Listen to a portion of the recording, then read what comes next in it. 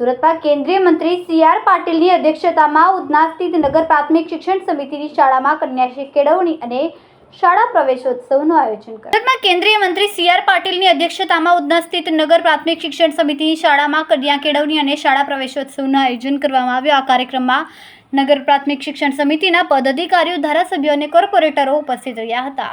સી.આર. પાટીલે દીપ પ્રાગટ્ય કરીને કાર્યક્રમનો શુભારંભ કરાવ્યો હતો.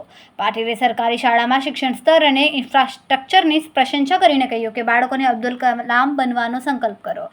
શિક્ષકો અને બાળકોને ઠપકો આપે તો વાલીઓએ લડવા ન જવું. સી.આર. પાટીલે કહ્યું કે વડાપ્રધાને નાનામાં નાની ગામ સુધી આ શાળા પ્રવેશોત્સવ અભિયાન પહોંચાડ્યું છે. તેમણે ભારપૂર્વક જણાવ્યું કે આજે નાના બાળકોને સરળતાથી શાળામાં પ્રવેશ મળી જાય છે, પરંતુ જ્યારે બાળકો મોટા થાય છે તેમને પ્રવેશ મેળવવામાં મુશ્કેલ પડે છે, જેના કારણે ભવિષ્ય બગડે છે અને તેના પરિણામે સમાજને ભોગવવા પડે છે. પહેલાં બાળકો શાળામાં આવે ત્યારે રડતા, હવે હસતા મોઢે આવે છે.